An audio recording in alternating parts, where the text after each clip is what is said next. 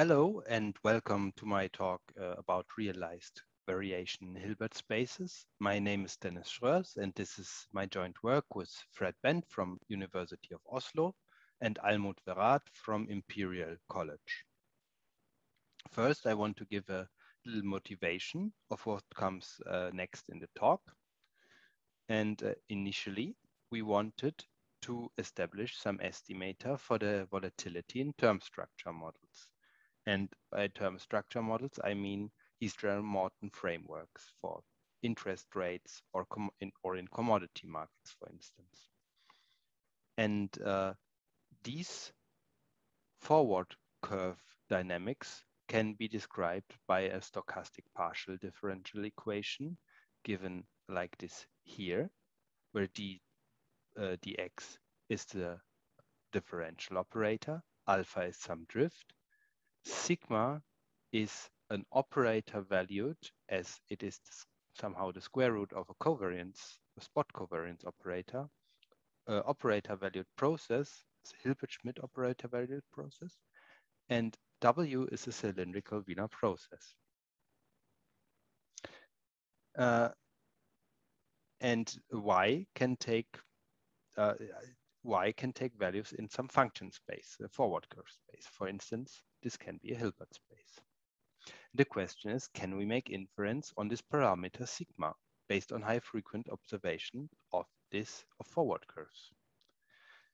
And if we could make inference on this parameter, then we could, for instance, also estimate segments, the conditional covariance for segments of forward curves, or we can estimate the underlying spot volatility model, or we can estimate infinite dimensional volatility models, how they were, for instance, established recently in this paper by Fred and his collaborators, and also treated in this paper by Sonja Cox and collaborators.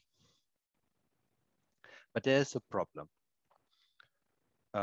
So the general setup is H is a separable Hilbert space. Y is a process that takes values in this space and is given by this evolution equation here, where we leave out the drift for convenience. So A here is a generator of a strongly continuous semigroup. And sigma and W, I introduced them before. Then we can write Y in that convolutional form here, which is known as the mild solution to this equation. We assume that we observe sigma, Y at discrete observations, at discrete times, which are equally spaced also for convenience. And at each I, this yi delta n is a function or a Hilbert space element. So we are in the setting of functional data analysis. The question, and now to generalize the realized quadratic variation into the Hilbert space framework, we define it as the sum over the increments squared, where squared means here in a tensor product way, like this.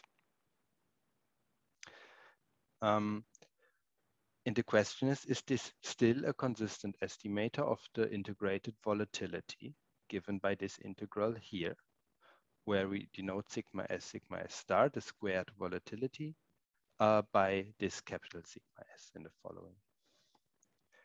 And in finite dimensions, the answer is yes, as we all know from stochastic analysis. In infinite dimensions, the answer is in general no, as this might be a real Volterra process and not a semi-martingale anymore, and the increments are not an area of martingale differences, or might not be. So what can we do to nevertheless establish some law of large numbers? We are in a little bit more lucky situation than for general Volterra processes, as we can adjust the increment via the volatility in this way here. In that way, we obtain these adjusted increments, which form now an array of martingale differences, as we wanted. An example of this adjustment is if we take L2 as the shift semigroup, then this is just the datum at time I delta n minus the datum at time I minus 1 delta n shifted of delta n to the left. So this is probably something that we can recover from the functional data. Now define the semigroup adjusted realized covariation, which is our estimator, and which is basically the same as the realized variation, but with the adjusted increments instead of the increments. And then we have this general law of large numbers. So the semigroup adjusted realized covariation converges uniformly on compacts and probability to the integrated volatility process in Hilbert-Schmidt norm, so with respect to the Hilbert-Schmidt norm. And we have even a little bit more.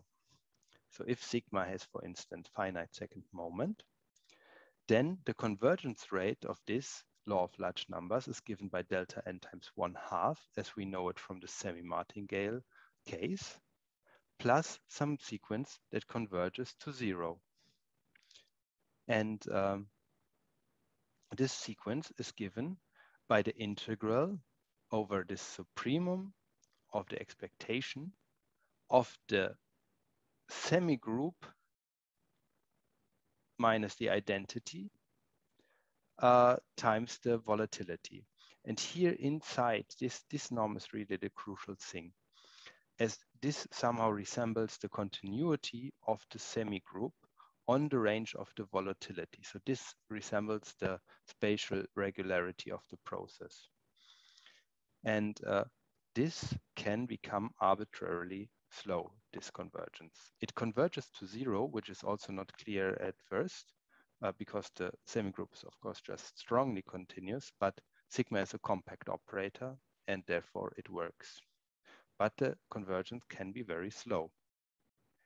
It becomes the convergence becomes the best one, delta n, in the semi-martingale case, which we have, for instance, if we have a strong solution to the equation.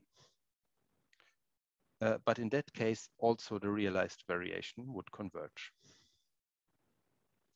An example where this is not the case is, for instance, if we take, again, H to be L2 as the shift semigroup, and sigma S is E times the semigroup, which is here just, if one wants to calculate it, this makes it easier, times a fractional Brownian motion in the spatial direction. And this is really the crucial thing here, because this, of course, gets very irregular if we take the Hurst parameter of it to be lower than 1/2. In that case, also Bn takes this regularity H and is lower than 1/2. And the realized variation, the naive estimator, diverges, but the semigroup adjusted realized covariation converges. So it really is the right thing in this setting. And to give a brief outlook, this discussion about convergence rate is actually very important for the central limit theorem, because if we want to establish something like this, we need a convergence rate of delta n times 1/2. So this is some challenge here. And of course, we can generalize this to multi-power variation in the same manner. This is also something to do, probably. But even more important might be the question about the spatial discretization schemes and microstructure noise in the interplay, especially, because we have high frequent observations in time and in space somehow. Jumps, as RS in the finite dimensional sense, can be included. And